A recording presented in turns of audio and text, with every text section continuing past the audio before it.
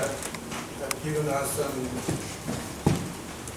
introduction to the structural differences between the former Habsburg and non-Habsburg former areas in the kingdom of Yugoslavia and the legacy till today. Now, as explained, the second speaker will not speak because he has not come. And we have the third one, Mr. Gergely Romsics from Budapest. He is a scientific collaborator at the Research Center for Humanities at the Hungarian Academy of Sciences in Budapest. He studied in Bucharest, in Vienna, and the two most important publications reflect his interest: the memory of the Habsburg Empire, German, Austrian, and Hungarian right-wing historiography and political thinking, 1918 and 1941, so the Hitler period, and the myth and remembrance, the resolution of the Habsburg Empire in the memoir literature of the Austrian-Hungarian political elite. Mr. Romsics is so kind and will switch the language and will not speak in German as the program shows, but in English because he had the information that several colleagues from Serbia do not understand, at least not enough understand German, and so I ask him, and it's your turn. Thank you. My presentation doesn't seem to be on there. I mean, I'm sure we copied it just in the break, but so it means I have to bring back my USB stick. Unless it can be found, because this is not mine. This is Helen's. Okay. I think only one presentation of my colleague, Professor Eiler, was copied in the coffee break on there, but I will start nevertheless and I'll catch up. Can I, in preparation for the future, have the So, also, ich entschuldige mich für diejenigen, die vielleicht Englisch nicht verstehen, aber so bleibt so manche meiner Neologismen der deutschen Sprache erspart.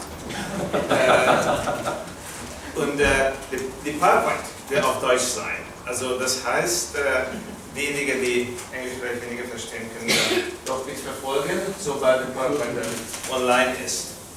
Und so switching the language here, I'm going to start off while the PowerPoint presentation arrives with some of the general remarks, a little bit of background on what I'm talking here. I proposed originally to the organizers of the conference, to whom I sincerely thank for this opportunity to present our research results, that we are involved at the Academy of Sciences in a 4-year research project funded by the Hungarian National Research Fund on what we call the Handbook of the Horthy Era.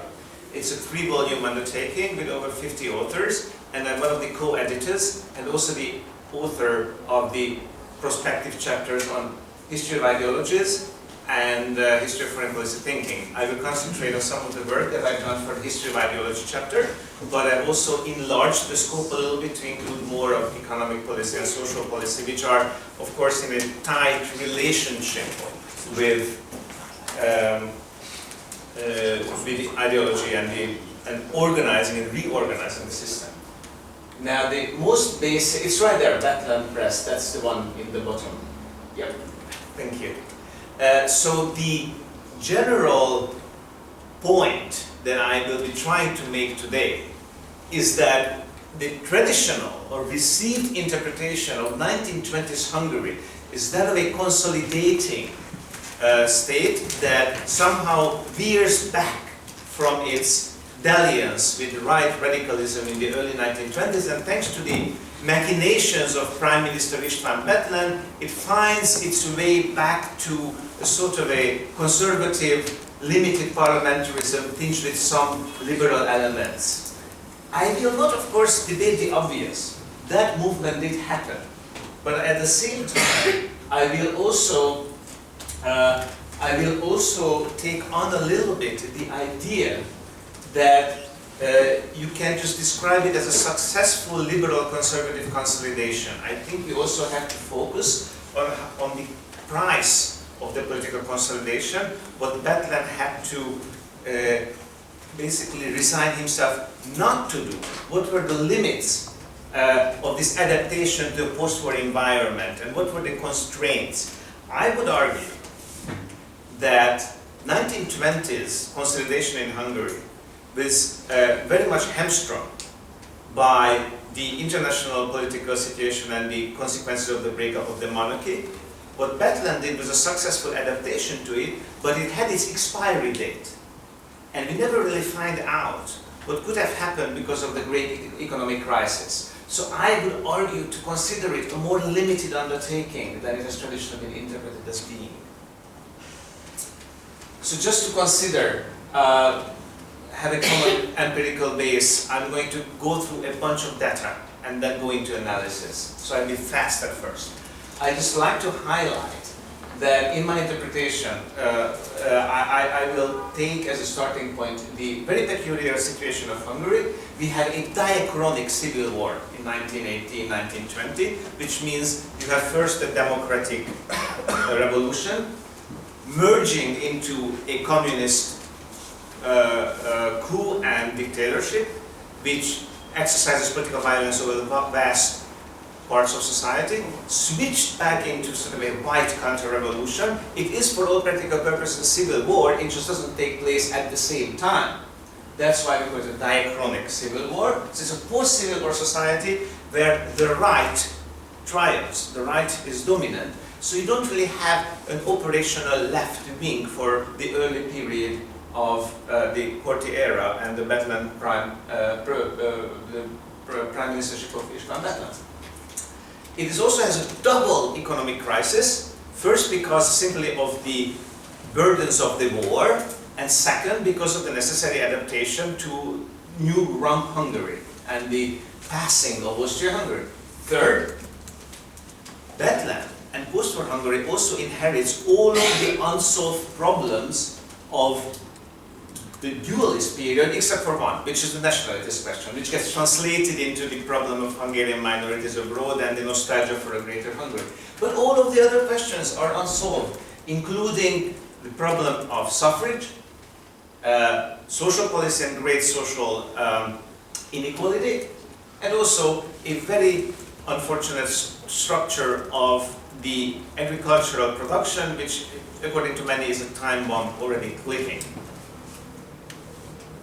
So consolidation is framed by the fact that we have, starting with 1920, a regency in Hungary by Admiral Horthy, or headed by Admiral Horthy, who, however, is a very Janus-faced figure, if you like. He is, on the one hand, a symbol of the White Terror and the retribution against the Hungarian left, but also increasingly a figure of stability and consolidation, at least according to the propaganda, which is consciously developed also by Bethlen and his co-workers in the 1920s. Hungary is obviously influenced by something that Ivan talked about, so I can skip that part, by the fact that it has to grapple with adapting to a small state existence, going from a would-be empire to a small state. It has also the problem, again covered by Ivan, of the refugees / migrants, ethnic Hungarians who choose to settle in Hungary or are forced to settle in Hungary. The economic crisis is just a quick chart to demonstrate how it unfolds. This is the Austro-Hungarian and then Hungarian crown against the Swiss franc. And you can see how hyperinflation takes off in the early 20s, just as a measure of the economic upheaval that is going on. And this is, of course, a classic success story, on which I don't want to delve, of István Bethlen. And much of our traditional knowledge and traditional understanding of the successful consolidation of the Bethlen period comes from this. After an early attempt by Laurent Hegedűs, finance minister under Pál Teleki, to achieve consolidation using own resources, notably a tax on wealth. Doesn't work out. That plan goes down the route of restrictionism and international loans and assistance. And Hungary becomes one of the first countries to experience international tutelage, resigning the independence of its finances in the 1920s. So a great experiment in League of Nations politics, combined with harsh restrictionism, which ultimately is successful and results in stabilization and the end of the international supervision by 1927, symbolized by a new very stable currency for the next almost 20 years, the Hungarian pengő. But if we want to evaluate, using some markers, the efficiency of this consolidation, one of the things we have to observe is that, yes, there is considerable economic growth from 1920 to 1929, but that's considering the post-war depression and crisis and the destruction of the war. If we compare it with 1913, now by the way, this is corrected for the territory of post-Trianon Hungary. It would skew the data very much if you would use historical Hungary and switch to 1920 Hungary. So this is limited to 1920 Hungary. If you consider that, then the data is far less considerable, and especially if you compare it with American growth rates and the 12 old EU member states, so the pre-1995 EU as an average. You see that Hungary under Bethlen is basically sort of largely able to hold on, neither fall behind nor move ahead, which is not a bad outcome considering the the shock of the war and having to build a new state with new customs barriers and so forth. But it's certainly not some sort of an economic takeoff. If you look at the social structure, you also see that there is only moderate movement in the 10 years under Bethlen. A very slow decrease in the percentage of people working in the primary sector and slight increase in those working in industry. Another thing that changes on the surface but doesn't really change much of reality is the agricultural structure in the country.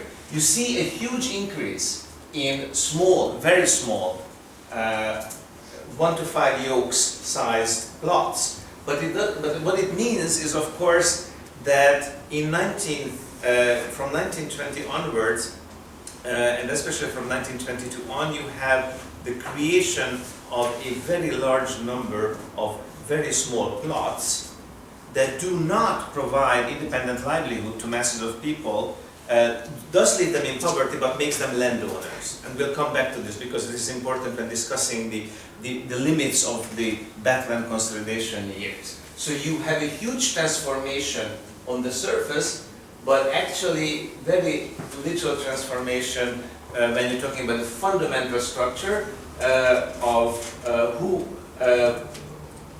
owns land and how much. Only a fraction of the Hungarian acreage is redistributed to create very small plots. Inequality, economic inequality, income inequality doesn't change much in the period either. If you look at the percentage of various groups, I'm using here the perhaps not very unambiguous, but nevertheless this is what we have data for. This is the categories taken from the statistics of the interwar period, so that's what we have to work with. If we look at their percentage in society and then their relative income, you would calculate it, for instance, with the Gini coefficient, you would have a highly unequal society as a result. So social income levels do not shift too much either. This is just an illustration. Csepel, it's interesting because it was one of the industrial heartlands of post-Trianon Hungary, and there were well-paid workers in Csepel, mind you. So there were highly trained workers making decent wages in the Weiss-Manfred factories and so on.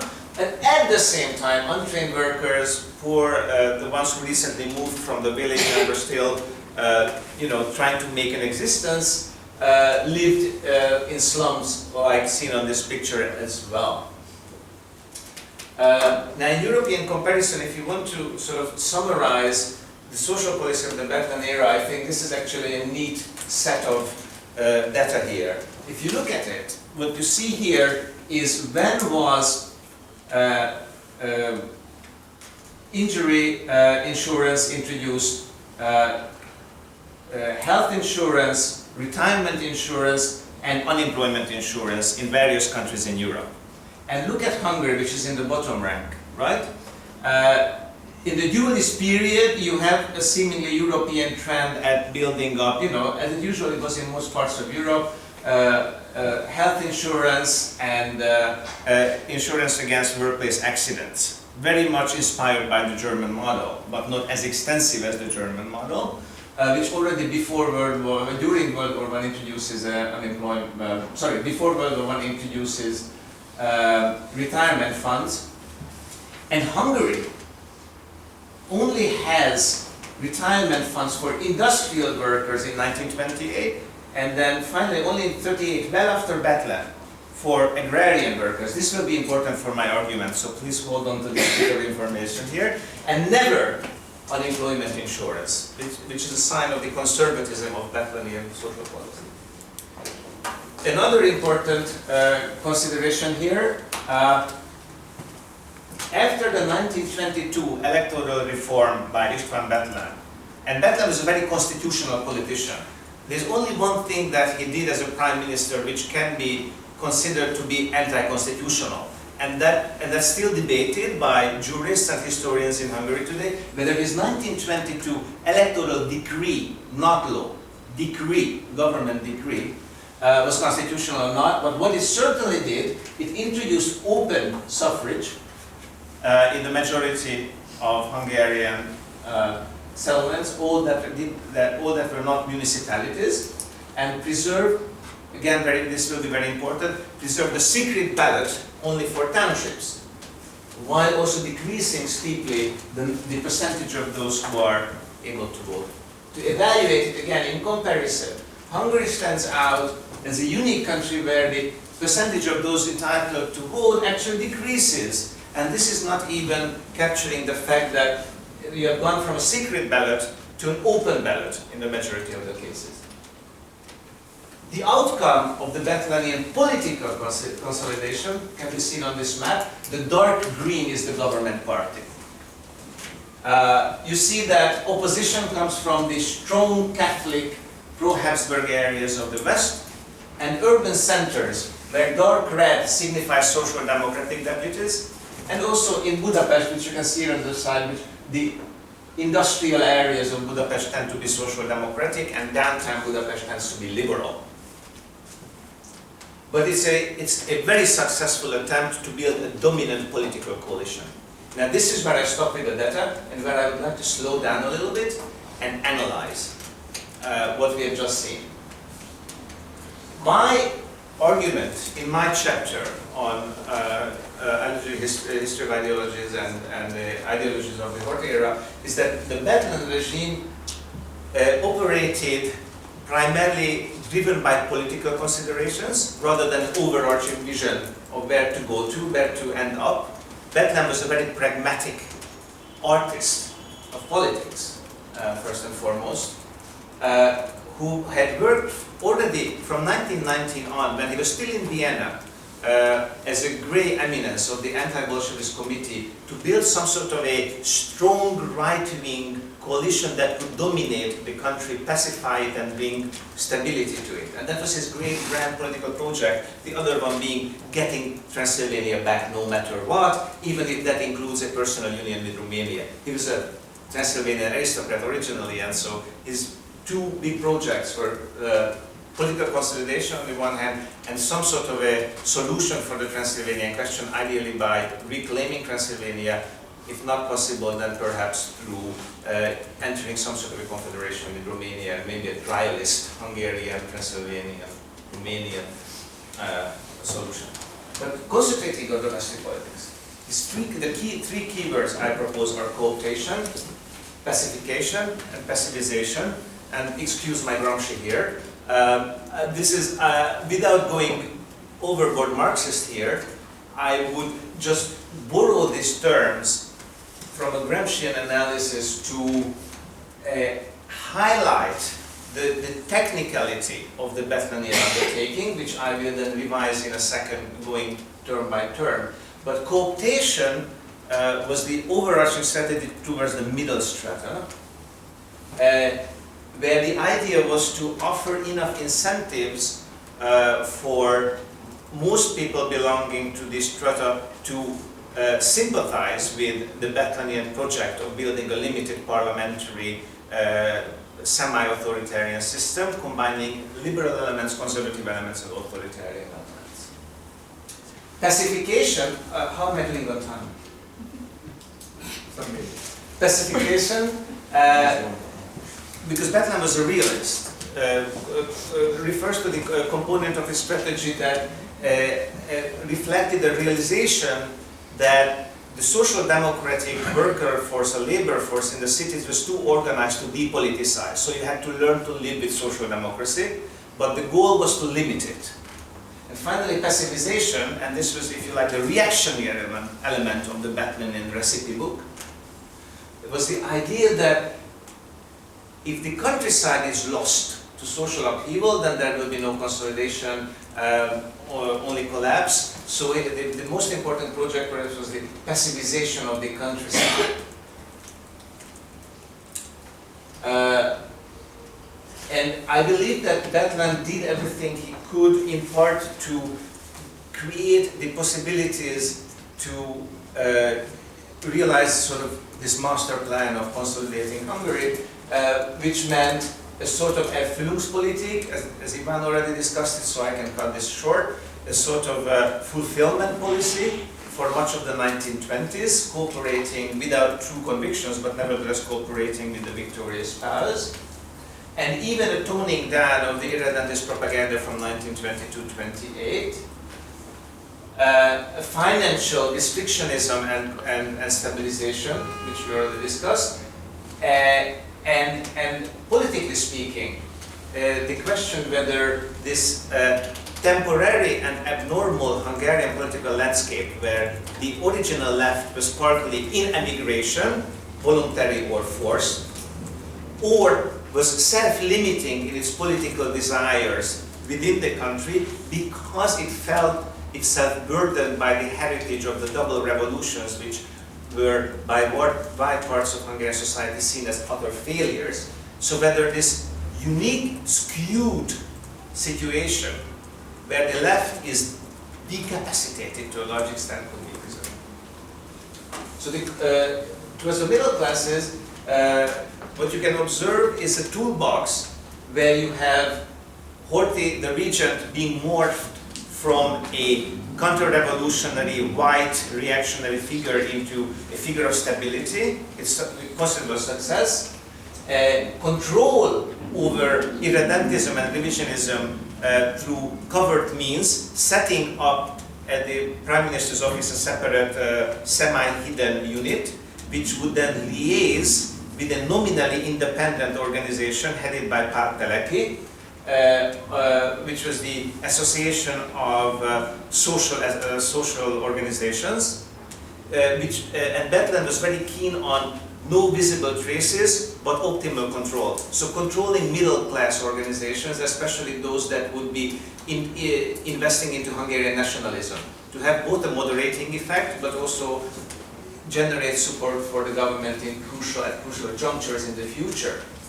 He also, very important, that the right radicals, who were very strong in the 1920s, proto-fascists in many ways, if you like, and other conservative revolutionaires, could not be integrated in the system, and Bethlen largely knew that.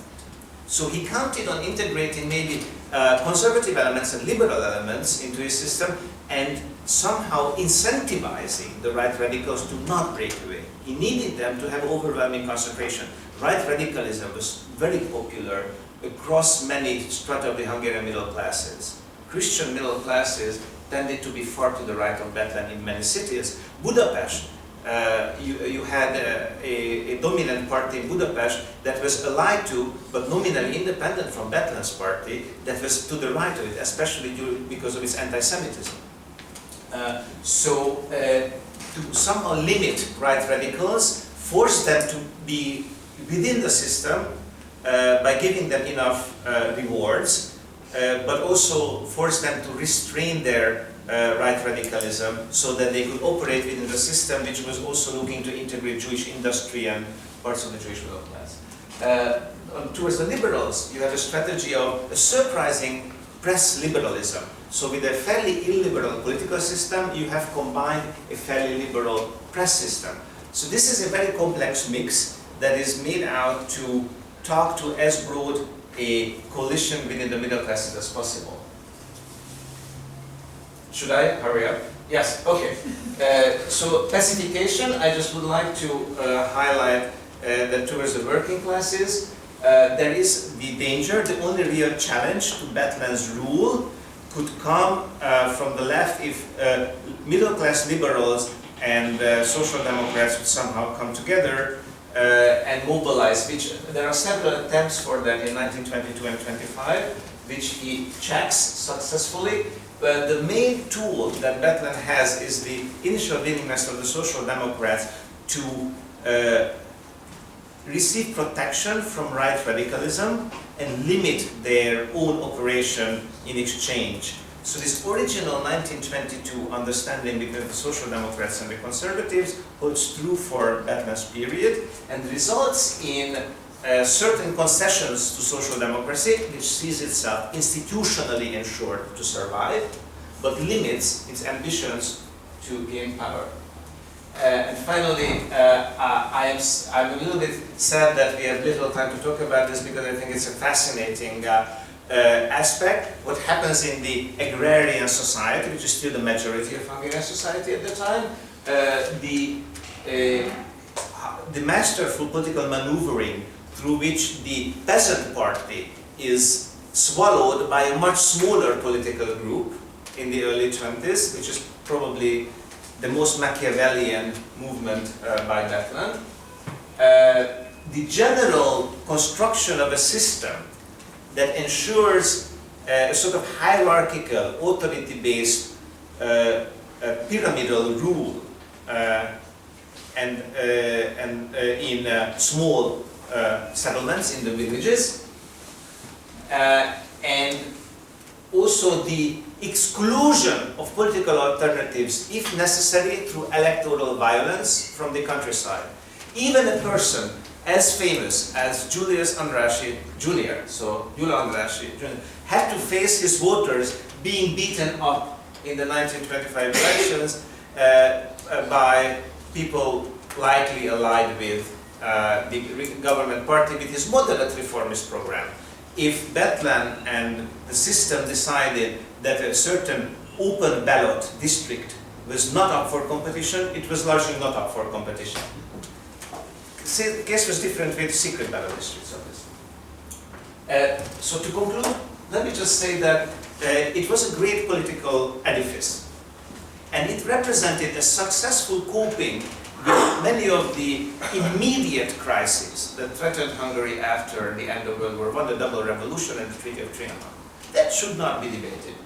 What, however, should be observed is that it was built on a peculiar political balancing act of building an overarching coalition, pacifying large parts of society, pacifying yet another large part of society, and once the conditions for upholding this balance of power were gone, this is what in plain English we call the Great Depression, the conditions for preserving this Bethlenian edifice were also undermined.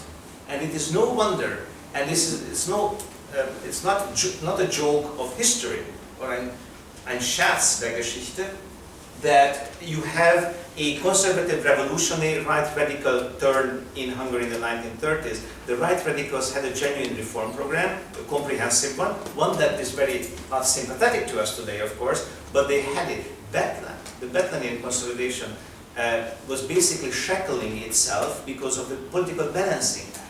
It couldn't affect a full-scale land reform, it couldn't affect a full-scale social reform, it could only navigate successfully until the first truly great challenge reached it. Thank you very much, and I hope I have not been